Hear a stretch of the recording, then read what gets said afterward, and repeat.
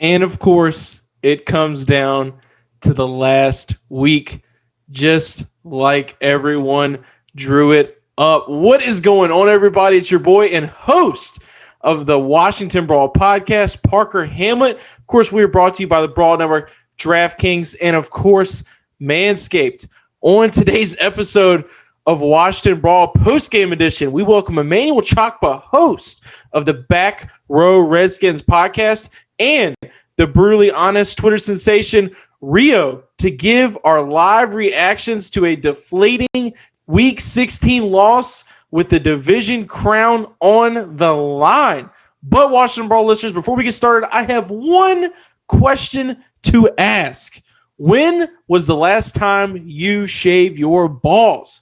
When it comes to men's hygiene, Manscaped is as good and safe as Antonio Gibson in a PPR league. The Lawnmower 3.0 is the best hygiene tool for the modern man because of its ceramic blade with skin-safe technology. For those of you seeing, you can see the white border right there. Reduces all nicks and snags. This is the perfect protection.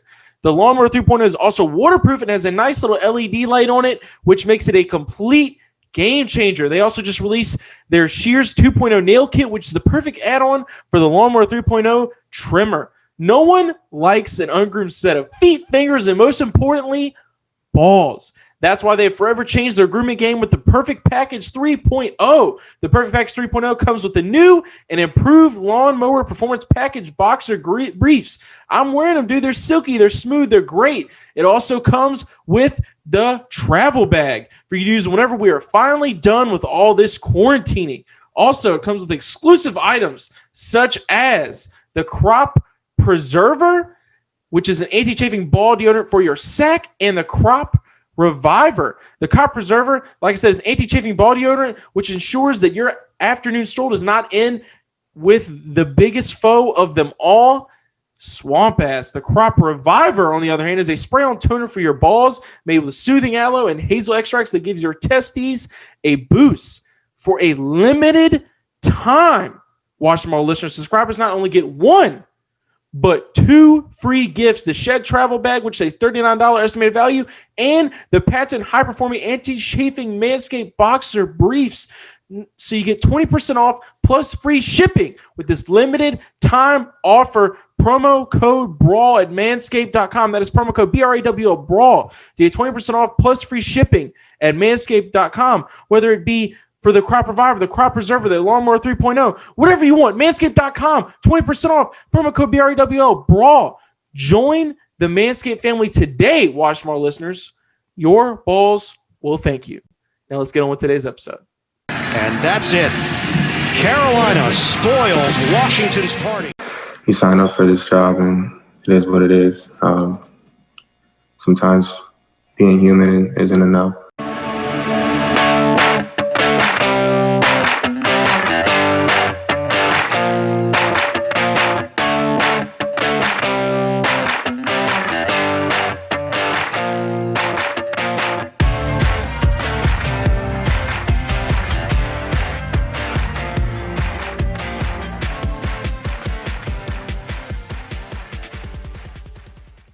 Football is here, and so is your shot at millions. Thanks to our partnership with DraftKings, all new players can play free for millions with your first deposit. Here's how it works. 1. Create your DraftKings DFS account and make a deposit. 2. DraftKings will credit your account with free entry to these contests. 3. Draft your lineup and go for the millions in top prizes. Just go to dkng.co/brawlpod to play. That's dkng.co/brawlpod. Act quickly. This offer won't be around forever. Minimum $5 deposit. Eligibility restrictions apply. See DraftKings.com for details. What a brutal performance by the Washington football team. Despite a late rally by Taylor Heinicke, the Washington football team fell to the 4-10 Carolina Panthers 20-13 at FedEx Field in the Week 16 matchup. In spite of this, we are still somehow in first place after a Eagles loss, which eliminates them from playoff contention. This is, of course, the Washington Brawl Podcast, presented by the Brawl Network, Manscaped, and DraftKings. I am joined here post-game by two very special guests mere moments after the Washington football team falls flat on their face to a very bad Panthers team. First up, Emmanuel Chokuba, host of the Backrow Redskins Podcast. Emmanuel, thank you for joining the show, man. Thank you, man. Thanks for having me, man. Yeah, love Backrow Redskins. Also joining us, Rio, the guy who keeps it real on Washington football Twitter. Rio, thank you so much for joining us, brother. Thank you for having me, man. We got a lot to talk about today. Oh, yeah. We do that. Let's get into it. Obviously, this performance was a huge letdown by the Washington football team as they opened the game favorites by only 3 points. And the Giants were crushed earlier in the day by the Ravens. So it's a win and you were in situation. No extra help. You don't need the stars to align. You don't need everything to be clicking, all cylinders to be popping. You win and you were in, simple as that, to a bad Carolina Panthers team. Alex Smith was questionable heading into the matchup with a nagging calf injury, and he was ruled out alongside Terry McLaurin. This coaching staff thought having Antonio Gibson back would give them the juice they needed to play a big win against an overall bad Carolina team who, might I add, I keep saying they're bad. They lost 8 of their last 9 by 1 score pretty much. So, I mean, they're a very feisty Carolina team. Washington definitely should have won this game. There's no doubt about that. The football team looked horrible early. Emmanuel, we're used to Washington football team being a second-half team this season, but this has to be their worst start by a long shot, right? Man, look. So I live in Nashville, Tennessee, and I stream the games through Instagram. So a lot of times, man, if it's going good, I'm watching. If it's not going good, I'm not wasting my time. I just get on Red Zone, but the games pop on Red Zone, and a lot of times it's the other team scoring on us that the game gets into Red Zone. So I'm like, at 20-0, I mean, look, really, after 2 scores, I was like, man, I don't know how we come back from this. Like, it seems like we play better in the second half every single weekend. In the first half, it's just, we're just trash. So for me, mentally thinking, okay, when they said that Terry wasn't going to play, I'm like, where the heck is the offense going to come from? And now at the time, I'm not thinking Antonio Gibson. So honestly, I'm not going to say that I didn't see this coming, but you take away the best weapon you have on offense, right? And then now you get to see guys like Cam Sims and all these undrafted guys. This goes to show that we need real wide receivers. I'm going to just leave it at that right now. Don't get me wrong. I love investing in young players at skill group position. We thought Steven Sims was going to turn out good. Isaiah Wright showing some flashes. They released Dontre. I mean, you have AGG, Mr. Brickhands out there today. We clearly need to invest at the position. And, a lot of people made a lot of Antonio Gibson coming back. I'm a big Antonio Gibson guy. I think he has played well in several spots this season. But let's not fool ourselves and say that he's this dynamic, unstoppable force at running back. I mean, there are certain moments where he clicks and things work out. And sometimes, things don't click out and work out for everybody. Like I said, Steven Sims, who's looked bad all year. Early, really, really put the Panthers ahead even more. You said they were 14-0, then you add that. So, despite a second half shutout by the defense, we just could not claw our way out of that deficit. A big reason, of course, is the offense. They have not been prolific all year, of course. They could move the chains. But what held the offense down the most, and if you don't think this is the case by now, I don't know what else to tell you, is the abysmal play by Dwayne Haskins, who now more than likely has played his last game in the burgundy and gold. Rio, as far as Simba is concerned, I got to go to you first. What is the one word you would use to describe his performance against a Carolina Panthers team with the division on the line? Trashkins. I'm just going to say trash.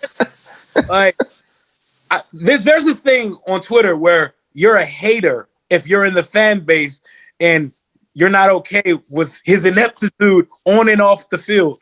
And it's not the case at all. I don't hate him. I'm a black man. I want to see every black quarterback succeed. But honestly, as a fan of this team, I don't care what color our quarterback is. I want my quarterback to be able to do a 3 or 7-step drop, hit his back leg, and throw and drive the football. Stop telling me this man has arm talent. He has arm strength. He has arm strength, and sometimes he can make it curve a little bit. That's it. He doesn't do his target accurately, so I don't want to hear it. I'm over it. I'm so over it on and off the field. The excuse making, oh my God, it's Scott's fault. Oh my God, it's the receivers. You know how much plays he left on the field today? There's so many still shots of just wide open receivers today. You could make a montage of it. I wanted Dwayne Haskins to succeed. That. But I mean, just throughout the season, man, He just cannot get the mechanics right. And, earlier in this week, he absolutely shits the bed and makes a pretty big mistake, tries to come back from it, apologize. Everybody's like, well, he can win the NFC East this weekend. We're sitting here talking about, Haskin's bad mechanics and all the problems that he's having. And, someone actually came to me on Twitter and was like, well, I want you to make one of these when he wins this game tonight. And I'm like, I don't want Haskins to fail, but he just don't. It's over. It's done. This was the dagger. This was it. Any shimmer of hope, any straw that he had in DC is completely gone now, and it does not help when I see Chase Young, who plays defense on the sideline while Haskins on the field, looking like he's a lot more emotionally invested in what's going on than Simba is. Exactly. Haskins is sitting on the sideline smug. You got the trainer coaches over there trying to show him what's going on the tablet. He's logged 2 hours in all year, and he's not even looking at him. And, I'll go ahead, Ria. Yeah, I don't want anyone to sit here and downplay what Taylor Heineke did. They were not sitting in some prevent defense. Oh, I saw someone, they're only rushing 3. Listen, it does not matter if they rush 0. Dwayne will sack himself. Exactly. See, there are plays where Dwayne Haskins has an open man. He will spin to the other side just to get sacked. Why? He's got to make sure Ambar and everybody get a good angle of him for his Instagram, bro. Gotta do that spin. Gotta get a good picture. Here where your cameraman is prospering, flourishing more than you. Because Haskins' head is not in DC right now. It is anywhere but in DC. Yeah, he's done. At times, I will see him make plays that makes him look like a Ben Roethlisberger, right? But then after making one good play, he'll go and make 5 bad plays. Back to back. And players are wide open. Like there was a play where he spun out, right? And Steven Sims was right there. I mean, Cam Sims. One of the Sims. Cam Sims, yes. Sims Jr. or Sims Sr.? It was Cam Sims. Sims Sr., the big one. So he was wide open, looking at Dwayne like, don't you see me? Dwayne's like, nah, I'm going to take the sack, though. So you don't throw the ball out of bounds. I mean, I don't know what he sees when he's on the field. And it's frustrating because as the guy that has supported him until this point, I can't support him anymore. I said it on my last pod. Look, I think last week was the last straw. I cannot defend the guy. It's clear all the red flags we heard about him are correct. Yep. 2 regimes give up on you with barely any time with you. There's no hope for your NFL career. You don't want it as bad as you'd like to make Twitter think. Yep. There's no fire. There's no fire out of Dwayne Haskins. When you look at him on the sidelines, there's no passion. He just looks like somebody who doesn't care. He's see it in his body language. Celebrity, it feels like. Yeah. You want to say that he's cerebral and that, he's kind of just mild-mannered. But then, in this moment, after the week he's had, he loses captain, $40,000 fine, going into the biggest game of his life. I don't care that he played Ohio State, the biggest game of his life. And he just doesn't look like he could care any less. I mean, honestly, man, I know this is kind of a knee-jerk reaction. This is the kind of performance, this is the kind of play that gets you released. Plain and simple. Oh, sure. Yeah. That's not a crazy thing to say, right? Mm-hmm. Nah. I honestly envision him in the XFL a year from now. I actually saw you say if he keeps his record clean, he'll be a look. And then okay, compete for the Defenders starting job if they come back. Look, I will not be surprised. And then now this goes again to say how terrible Ohio State quarterbacks have been in the NFL. Absolutely. Which Fields looks good, but after what I've just seen, Dwayne being black, another black quarterback from Ohio State not succeeding. I know Fields is dynamic by what they say, but we've seen other dynamic quarterbacks from Ohio State come in and not produce. So let's say we had the number 2 overall pick. I don't know if I'll take Zach Wilson. I'm taking Zach Wilson all day. I'm taking Zach Wilson all day. And folks are going to say, oh, you're hating and blah, blah, blah. Look, one too many times, we've either had a black quarterback come in or a black quarterback that can scramble. Jason Campbell was a little bit of both. But it just never works. Man. And also, we kind of suck at drafting quarterbacks. Yeah. This is one of those situations This is one of those situations where you go and get a veteran, man, and plug and play and don't waste this defense's time. Exactly. And I saw Rivera on the podium a little while ago. He said, what is the one thing you want to see Dwayne Haskins throughout this upcoming week? He said improvement. These are things that if Haskins does not understand now, he never will. He is not even making baby steps at this point. He is not making any form of progression. It's over. Right. As far as him even being a practice squad quarterback in the National Football League, I can't even say that he deserves that. Heineke comes in and immediately outshines him, and we'll get to Heineke here in a minute, but Dwayne finished the day 14 for 28, 154 yards, no touchdowns, 2 interceptions. His numbers would have been even lower had he been benched at halftime like everybody thought he should have been. Emmanuel, do you think that this is on the coaching staff for not pulling him at halftime? Yes, he should have been gone. The crazy thing about this is that the best play that Dwayne Haskins made today from a teaching or learning point was his second interception. And this is why. Now, me saying his second interception was the best play he's made today, it sounds crazy, right? But we've seen Dwayne Haskins in situations where you have to throw the ball into the end zone to get the touchdown, right? Like when that 4th and goal, I think it was against the Ravens or whatever team it was, and he was not able to get the ball into the end zone. He threw a check down. Typically, he'll do something as stupid as getting a sack or throwing a check down on a 4th and long or 3rd and long, and he threw that ball. When he threw that ball, I knew it was not going to make it, but it made me proud that at least he tried to make the right play. Yes, the mechanics off, but the coaching staff should have been pulled this guy. And look, if you convince this guy, you got to listen to yourself, right? These are the things we are celebrating for Dwayne Haskins. Exactly. That speaks volumes. That's how trash the guy is.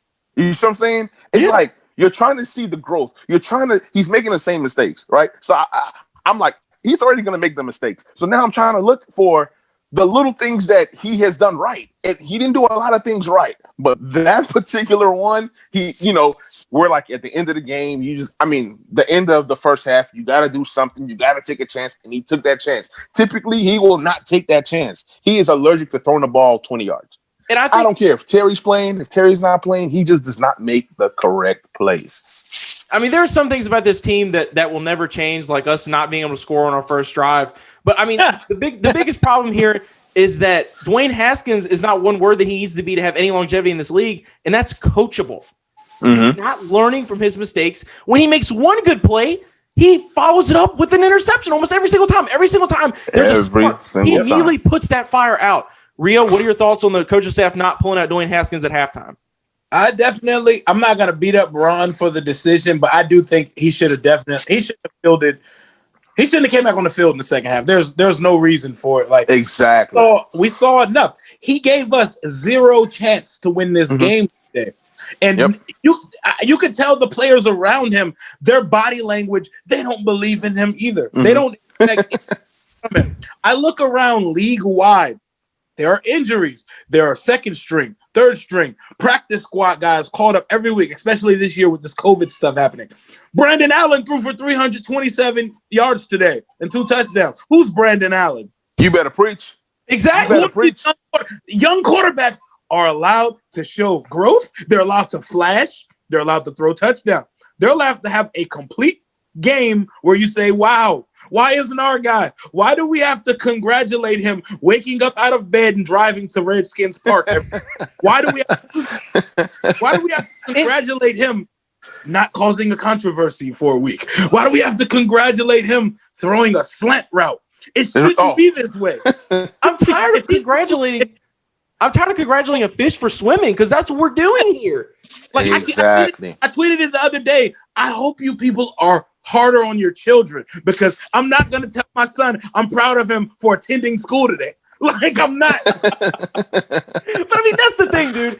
There are people that clearly never wanted Haskins to succeed, and we all know these things. But people are like, what's up with all this slander, blah, blah, blah, blah. Everybody thinks you're just ganging up on Dwayne. It's completely fortunate at this point. And the people who have Dwayne as their AV and their Twitter handle has some affiliation with Dwayne, and they just need to eat their crow and admit that they were wrong about him and that the Washington football team needs to move on. Things are disastrous here, man. But he is not the answer, and he will never be for any organization. I hope I'm wrong. I want everybody to eat. I want Dwayne Haskins to go somewhere and be that guy that threw 55 touchdowns in his senior year at Ohio State. But he is not that guy for the burgundy and gold, and I just don't think he has what it takes to be that guy for anybody. Right. And have you noticed that any quarterback, minus Alex Smith, any quarterback that has played for us this season, meaning 4, right? if you're mobile enough, if you're just a little, you look at how Heineke came in and just moved around, even when he ran, just a little movement, you see better. I mean, he was just so crisp. He was so crisp. I don't care what kind of defense they were playing, because if it was Dwayne Haskins and you're playing prevent, he's still going to miss the guy in the slant. He's still going to miss the guy across in the middle. So, I mean, any quarterback that we put in, like Kyle Allen was nice for the small. I appreciate I appreciate Thank you. Thank you. He made plays with his legs. I mean, when it wasn't there, we know that the receiving core is not good. It's one of the worst in the entire league, right? Logan Thomas has stepped up big time. I was wrong about Logan Thomas. I didn't know what I didn't know. Logan Thomas has been excellent, okay? Yeah. McKissick has been amazing.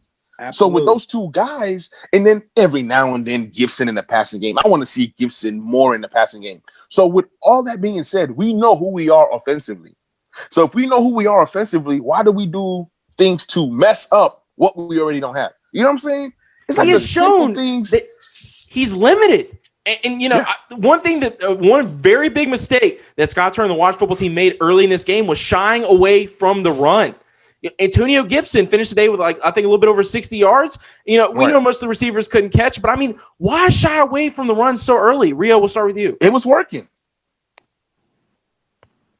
Rio? Oh, yeah, for sure. Like, the run game was definitely going. Y'all can hear me, right? Yeah, we can hear you. Okay. But with Dwayne, the biggest thing for him that I see compared to the other quarterbacks we have, it just doesn't look like innately he possesses the traits of a quarterback. Nothing looks natural to him. It seems like he has to try to do the most basic things, like simply hitting a wheel route or getting from 1 to 2 and then your check down. It just seems like all of that is too much for him. And you can tell that the offense has been dissected in half or more just to make things work for him. And he still can't he can't deliver a good ball on simple routes. And you don't have a chance in the NFL if your quarterback cannot throw intermediate or short passes. Yeah, I mean, there's no consistency there. I mean, that throw to Logan Thomas threw behind him, that is a throw that every quarterback in the National Football League needs to be able to make. Taylor Heineke came in and made that throw easy as pie. Haskins cannot he cannot major in the minors. He's doing the simple things wrong. And, shying away from the run game early, which was working. I mean, it was working. First quarter, Peyton Barber's absolutely lighting them up. So, I mean, I really don't understand why you have a guy who can't get it done under center and you shy away from the weapon that's coming. I get limited workload coming off of injury. I completely understand that. But let's go to these pass catchers for a second. Antonio Gandy-Golden made his, I think it was second or third game of the season. He's returned from injury. They made a roster spot for him. Manny, what was your overall thoughts of AGG's performance? Look, AGG, to be honest, I was looking for the guy. I couldn't find him between me not watching the full game because I missed the first half of the first quarter. So between me missing some of the games, clicking out, being pissed, turning it off, I didn't see him. When I did see him, he played defense. He prevented the guy from catching the interception. So I haven't seen AGG. I'm disappointed in the guy. I had high hopes for him. I wasn't expecting him to be Terry McLaurin type numbers rookie year. I was expecting Kelvin Harmon type numbers. He can even do that. He can even he can even beat out Inman. That's an issue. From the get-go, you couldn't beat out Inman. No knock on Inman, but he is what he is. He's a journeyman. And you couldn't beat him out. So there were things that I was looking at that I was saying, I don't know, but his development, hopefully he, works on things and gets better because what were the things we were hearing in camp, Manny? All we ever heard about was he's got a big frame. He's a playmaker in college at Liberty, but he cannot catch. That's all you heard throughout training camp was that he could not hold on to the ball. And these are some things you just can't teach. I mean, you go back to Matt Jones, a little bit of a throwback. Guy cannot hold on to the ball, zero ball security. You cannot teach someone how to be secure with the ball. You can kind of improve, but I just AGG has all the talent in the world, but I mean, until it translates to him being able to actually catch the football, I can't exactly get excited about him. I think letting go of Inman was a mistake. What about you, Rio? Letting go of Inman could have been a mistake. I mean, he wasn't doing much, but Antonio Gandy-Golden is a jag. He's just a guy out there. He's just a body. We took him mid-rounds, and we were expecting stuff from him. oh, he was in a video with Haskins this summer and he caught a fade. Right. He did the L Pryor thing. He caught us. Mhm. Oh, by the way, before we continue on this, I don't know if y'all just got this notification, but I just got a Bleacher Report notification that said Dwayne Haskins declined speaking to the media and left while the team tried to contact him to speak to the media after the game today. Oh, wow. Yeah, he's getting released tomorrow. yeah, it's Yes. over. It's over for Yeah, Dwayne. he's getting It's over. released tomorrow. True, but I just got the Bleacher Report notification. I'm assuming it's true. I just got it, and it said he declined to speak to him, and when the You team tried can't to do that. contact him, he left immediately after the game. Look, he's His career's trash. over. He's trash. That's just It's complete garbage. I just- think this. childish, juvenile shit. Like, what are you doing? He's a child. He's a child. That's exactly what he is. That is exactly what he He's is. And loyal. you saw it. You saw it from the beginning of the draft. When Daniel Jones gets selected and he makes that face, you don't make that face. You don't show anybody else that you're pissed that you didn't get picked before somebody else. Like the little things. It's the little things that we were not noticing. And that's what he is. He's a child. He's a baby. He has a lot of growing up to do. His We didn't wanna maturity. Go ahead, Rio. We didn't- Like I'm saying, like a lot of these things, I think were staring us in the face, but we wanted him and we wanted him to work so badly. Like we made everyone that's white and had an opinion about Haskins is racist. Yep. According to half of Twitter, if you had an opinion about it, if you mentioned the Bentley, if you mentioned him doing all these crazy off the field things, like, oh no, you're just pointing. It's just the stigma of black quarterbacks. No, that's not it at all. Mhm. The red flags were always apparent. We didn't want to Right. see him. We didn't want to see him with Robert. We didn't want to see him with Dwayne. Right. Rinse, wash, repeat. There's just no maturity, and this is clearly his swan song in DC. And what a disgraceful fall. You know, you got guys like Robert Griffin III, former first-round draft picks who handle everything the right way going out, and then you have stuff like this where the guy just goes to the media and can't stand up and defend his level of player. Just do it as a man, quite frankly. I mean, he's just showing that all he's ever been for this organization is exactly what a lot of people told us he was, and that's quite frankly just a spoiled brat. Right. This team did miss some of their actual leaders today, like Terry McLaurin. Poor defense had to fight for its life against a quarterback in Teddy Bridgewater, who was led by Mike Davis, had a pretty solid game. You know, Teddy was absolutely surgical, got the ball out quick. Curtis Samuel's utilized exactly like we thought he'd be with his strengths and off his speed. Carolina didn't have nearly as many yards. In fact, Washington beat them in a lot of categories today. Total yards, we had 386 to 280. We had 278 passing yards to their 167 passing yards. We only had 5 rushing yards less than them. They averaged 5.6 yards a play.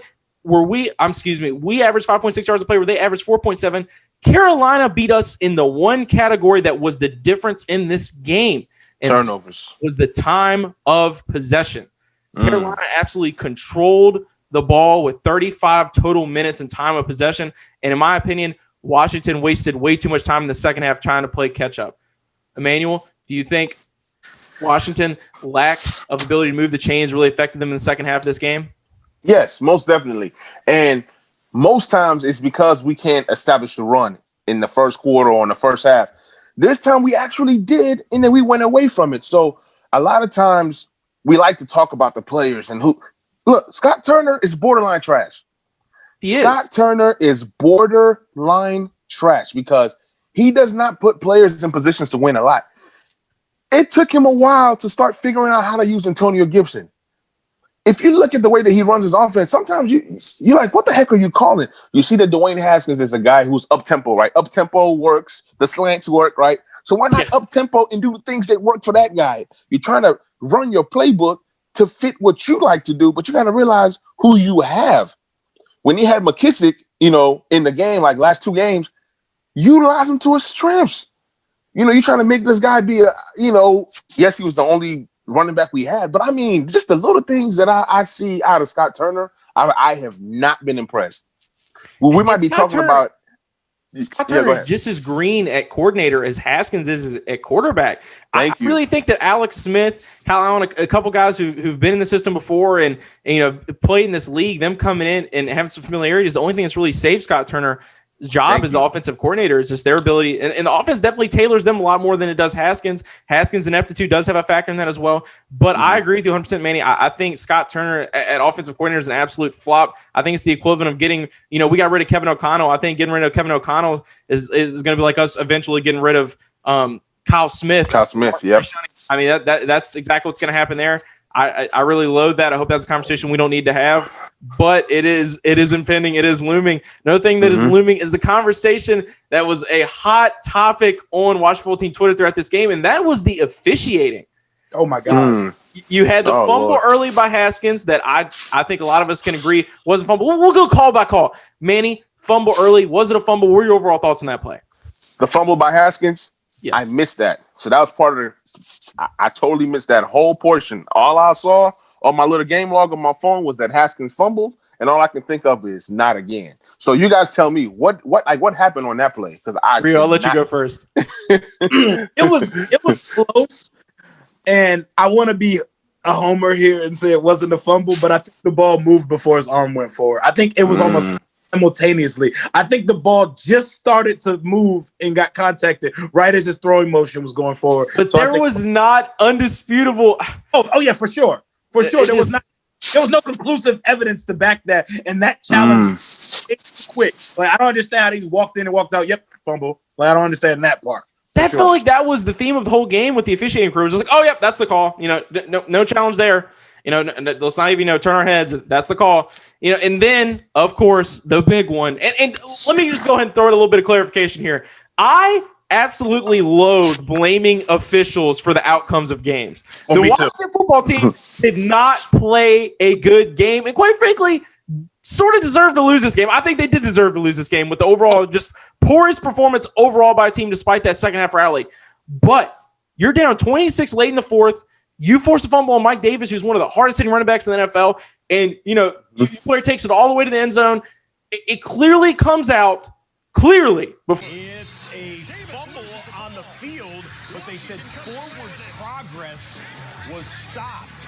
Washington with what they thought was going to be a scoop and score, but the whistle had long blown, and they got back up to the line of scrimmage, did Carolina, and ran the next play.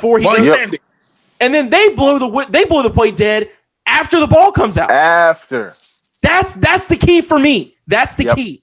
Is that it's not like the dude was getting gang tackled and you wanted the play to end before he got hurt. You waited until the Washington football team defense made a play and it's no, stop.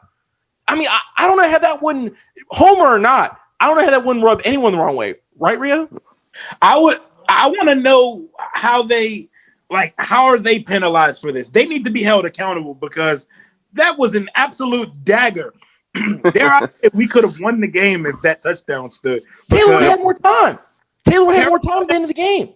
Carolina really offered no threat in the second half to do anything offensively, and that's a huge play. Like, even if you just gave us the ball right there instead of the recovery and the touchdown, like I don't know how that was not overturned. I don't understand that. I need an explanation for it, and the league needs to answer for that. And that's the problem, in my opinion, is that they don't make these guys answer to these calls. Like I said, I hate blaming the ref. I do believe that the football game should not always come in one player blaming someone else for it, that you should take accountability. But at the same time, that is the kind of play that swings the momentum and makes it a one-score game for the Washington football team, who would now have a quarterback that can actually be competent, lead them down the field, and actually lead a scoring drive. And then you're talking about a possibly tie ball game in a division game, in a game where you come out NFC East champions. Exactly. 2 touchdowns taken back by this officiating crew. Manny, let me get your thoughts on that. So on that particular play, man, as we all have seen, we come back a lot this season, and we are one of the best defenses. I think our defense is elite. Okay, when you do what we did to Russell Wilson last week, that's when I became a believer even more. When you take one of the best passing offenses in the league, yes, Seattle is messing up right now. It doesn't matter. It's still Russell Wilson at the end of the day. And statistically, you hold him down, right? Under 200 yards passing.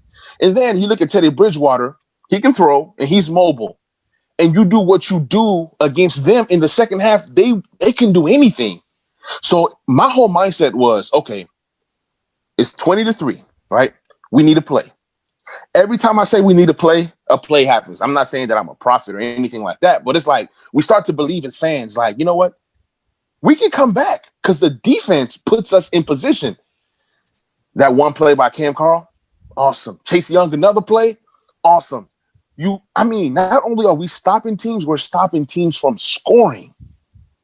So when we make that play, I said, whoa. I started jumping up and down. I said, whoop, there it is. Yeah. There it is. This defense is special. We're about to pull this thing off. And then they call it back, and that just didn't make any sense to me. Matter of fact, I think we had 3 touchdowns called back. I think one. I think it was about 3 with Taylor and Logan. That ended up being I think it was because of the holding. Yeah, it was on the offensive side. So it was really only 2 touchdowns. But I thought the same thing. Yeah, but I mean, we had this thing. The defense did everything that they could have done. Even in the first half, when they're getting tore up, why were we losing? It's the offense. If the offense can't move the ball, right, everything is put on the defense. So, I mean, it's always the offense. That's always been the problem. Our crutch. Yeah. Like you just mentioned, the Panthers held the ball for 35 minutes because of our offense, right? The Panthers, they just, have a lot of yards, but they scored a lot of points because we turned over the ball 3 times. So a lot of times it's us killing ourselves. We don't control the time of possession, and then we also do not control the turnover battle.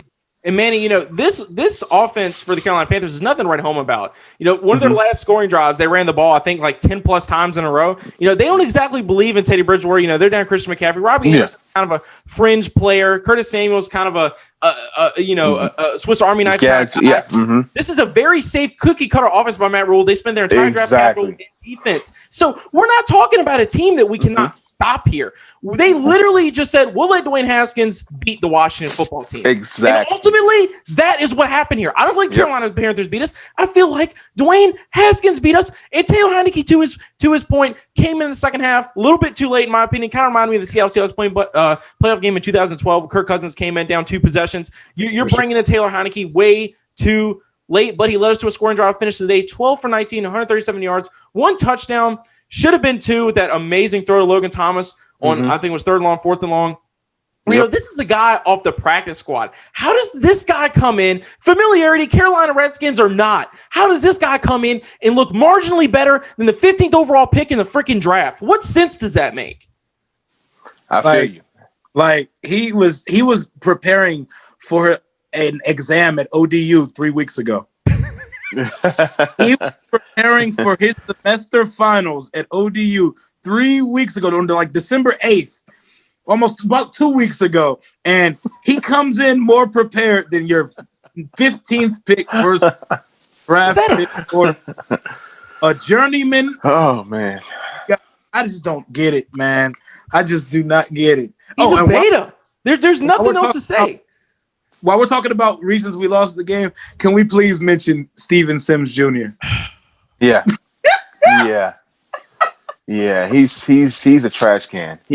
Oh my God. He's a fast trash can. Yeah, he's a fast trash can. He fooled us all. Yes, with better quarterback play, he looks decent. He can kind of hide some of the things that that makes him bad, but overall, he is just another guy. Okay? He came in last year, did some stuff. Yes, we were losing. A lot of the things that he didn't help us win the game. I think the only thing that he did was like that punt return where he returned it. I think we actually won that game. First, look at everything. Yeah. If you look at everything that he has done, it's been in garbage time. I'm sorry. It just is what it is. Yeah, it's flashes. Yes, he had the good game at the end of the year versus either the Giants or the Eagles. I can't remember which one it was, or the Cowboys. I think it was the Cowboys. But at the end of the day, man, he is who he is. He's fast, but he can't catch. He's more of a return guy, but he can't even do that. So if you can't return, then what's your purpose in life? I don't understand how Danny Johnson isn't returning kicks right now. He's clearly a kick returner. I mean, it's right. I'll even take right back there too. See, this is the case of what J.P. Finley and the Washington Football Team Talk podcast call Ashburn syndrome. Last year, we were so bad. Everything that happened that was good, we took it, we magnified it, we put our burgundy colored lenses on it, and we said, oh my God, we have so much promising pieces here. We don't got our guy in the slot. And also, I think Terry McLaurin is really good. I think we overrate him too, but that's a conversation for another day. I'm right there. No. Hold on. We got to have that conversation. I had Mike Reed and Steve on yesterday, and I was telling him how ridiculous I thought it was that people are like, how does guys like DK Metcalf and AJ Brown and Justin Jefferson make it over Terry? Dude, You're a homer. My God. Have you Look at the numbers. seen Justin Jefferson play this season? Right. I like Terry. I love Terry. He's a professional, but he disappears in big games. Let's just call it how we see it. Yeah, he doesn't he has rough nights. Like, we don't like to talk about it because the quarterback is so bad and he elevates the quarterback play. But Terry leaves plays on the field. There are plays where we blame the quarterback that he should have caught it if he's as elite. Last week, his fan base heralds him. He's not there yet. He's top 10-ish, but don't stop it. Like, cut it out. No, I agree. He's definitely top 10. Huh? Yeah, he's definitely top 10. Yeah, he's in my opinion. 9 or 10. And he's very good, but like you said, he's not there yet. He's not elite status yet. And I'm a big Justin Jefferson fan. Anybody who knows me knows I love Justin Jefferson. I loved AJ Brown, but Justin Jefferson deserved to be there. Now, granted, yes, he's playing alongside Thielen, and yes, you have a quarterback that's going to air it out. I get all that. But at the end of the day, when we're looking at the numbers and the play, the numbers in the play says Justin Jefferson gets in over Terry. And rookie. Like, yeah. So Terry was not a Pro Bowler this year.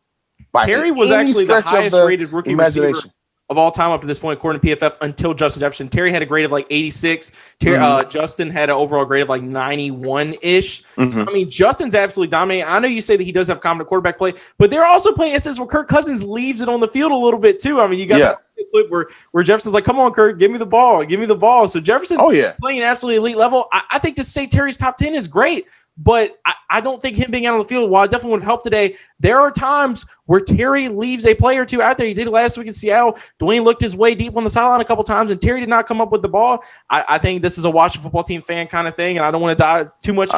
Well, let me ask you a question. If you take away Cam Sims, the senior one, I don't even know, like their names just be confusing me, but Cam Sims, yes, the guy with the dreads. If you take away Cam Sims and you put in Terry, does he make those plays, especially when Heineken threw the ball down the field? Does Terry make those plays?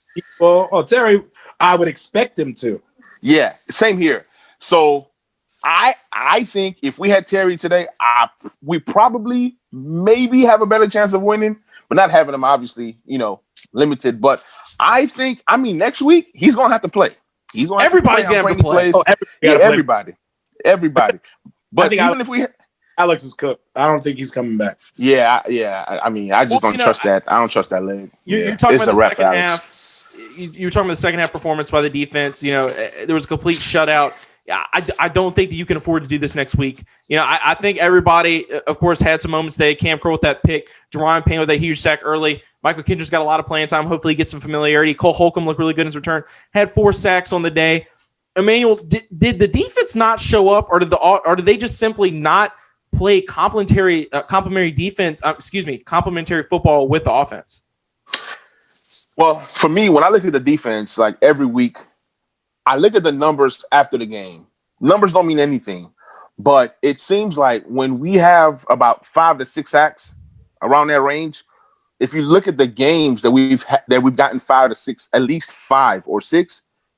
We've been in the game and possibly won the game. So I know numbers don't mean anything, but after the game, I kind of like to look at the numbers. And we got 4 sacks. Each and every one of those sacks were big. Huge. Those were big plays, huge plays. So it seems like I said, that number is 5 to 6. It's not always the sack numbers, but the constant pressure. I think that the defense played good. They played well, but at times they're on the field so long that they're tired. Exactly. They're tired. They don't have time. The defense is, I can go ahead and say this defense is elite. Now that they're adding the element of getting takeaways, I remember even a couple years ago, 3 years ago, where I'm begging for an interception or I'm begging for a fumble. You know what I'm saying? I'm praying for a pick 6, and we've had 2 this season. So the defense has been good. I think the defense played well enough for us to win the game. I can't put this on the defense. I think they played well enough for us to win the game. Like I said, I missed that first quarter for most of it, so I don't know what they were looking like in the first quarter. But when I came in midway through the first quarter on, they looked good. They looked good. against the Steelers and the Niners, just completely taking over those games and overcoming huge deficits was absolutely huge. Montez Sweat playing at an elite level. He's extremely eager. He was somehow offsides a couple times this game, even though TJ Watt does it every single week. Ronald Darby, Kendall Fuller looked great tacklers. I was talking about Cam Kerr earlier. He looked great. I think this secondary is absolutely amazing. I think all these guys need to be here in 2021. Everybody looks fantastic. Jonathan Allen, huge Pro Bowl snub. Deron Payne, of course, getting the quarterback a lot. I think overall the defense bended and it broke. I think you rely on them to be Superman every single week, playoffs on the line or not. You're not going to be able to afford to do that against Philly. How much of the blame do you place on the defense for this week's loss against the Panthers, Rio? I'm going to put a very small percentage of it because, they let Jag Bridgewater look surgical at times. It definitely upset me seeing Ted complete tight window throws on 3rd and longs.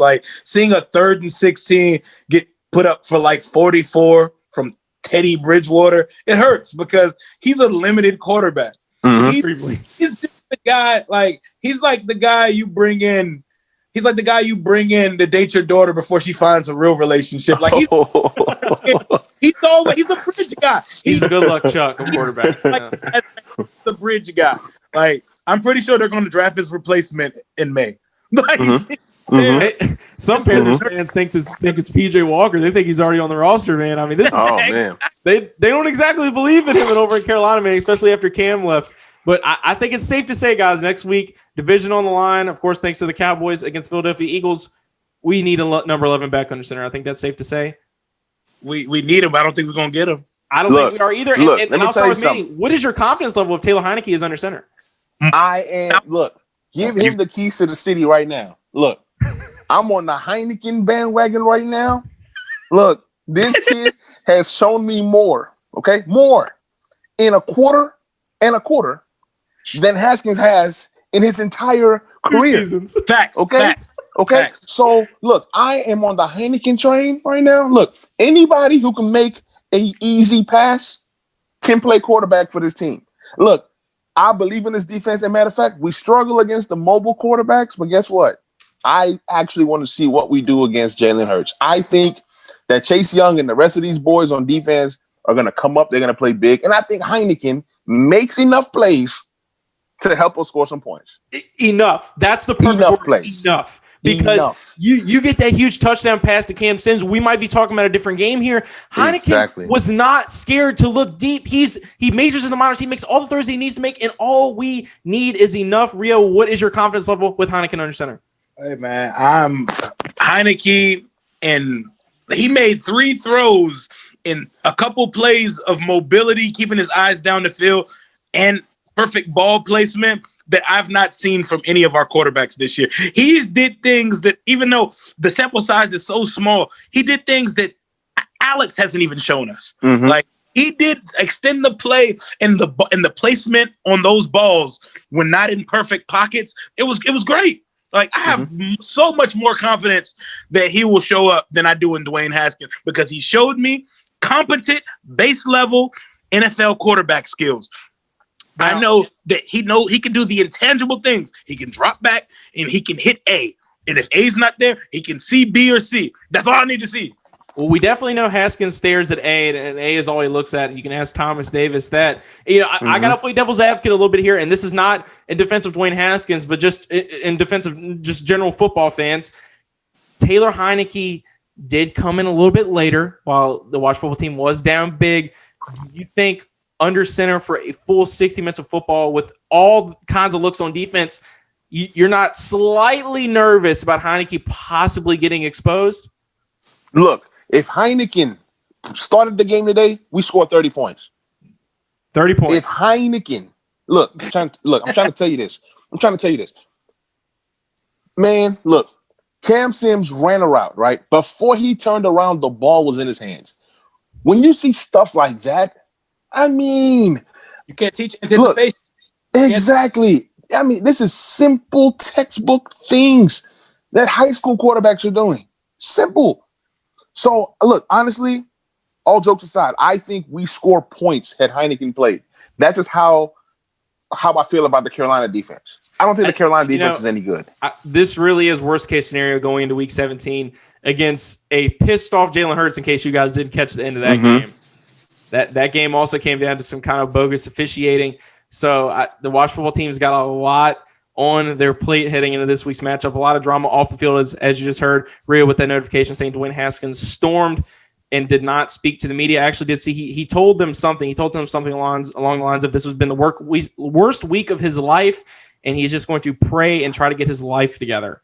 I don't think anybody who's actually trying to progress and better themselves is going to do things such as abandoning their teammates after such a tough loss. So if this is Dwayne Haskins' swan song, I say goodbye and good night. So that is all the time we have tonight, guys. It is a little bittersweet, but thank you both so much for coming on. Manny, thank you so much for stopping by. I love your work over at Backrow Redskins. Tell the people where they can find you. Thank you so much, man. You guys can find me on Twitter at Backrow Redskins. And then my personal Twitter is Manny and then Chokuba. Thank you so much for having me on. Had a blast. Yeah, man, it's been a long time coming. Glad we could get you on. Love your stuff. Like you said, people subscribe at Backrow Redskins. Rio, thank you so much for stopping by, man. I always saw you on the TL. It's been kind of a bucket list to get you on the show. Hear you chop it up, and I don't think we could have picked a better episode with just the impending doom of the entire Haskins situation. So thanks again. Tell the people where they can find you. Y'all can find me on Twitter, Rio_Robinson91. I need to get a podcast started. I had fun doing this with y'all. I've been on a couple times with my guys, Tay and Todd. This is fun, man. When it comes to film breakdowns, man, no one does it better than Tay and Todd. I'm never going to try to act like I could ever do it better than Tay and Todd. Absolutely. Congratulations to them. Always a good time, man. Thank you so much. And if I haven't told you guys already, happy holidays. But that is all the time we have for today for our episode. You can find us at Washington Brawl on all social medias. Head over to www.brawlnetwork.com. Read our latest articles. Also pick up some Washington Brawl merchandise. Support your boys. Got one of the shirts on right now. Black. Leave a rating or review wherever podcasts can be found. Go to our YouTube channel. Turn on notifications and subscribe. Also find us on Twitch for our Washington Brawl Madden 21 Game of the Week live on Twitch. Also have a very big week ahead, not only for the football team with the division implications, but for the Washington Brawl Podcast. We have 2 huge guests. We are pending an announcement coming on this Thursday to preview the season finale against the Philadelphia Eagles, so do not miss that. But as far as this episode is concerned, this has been the Washington Brawl Podcast, presented to you by the Brawl Network. Peace.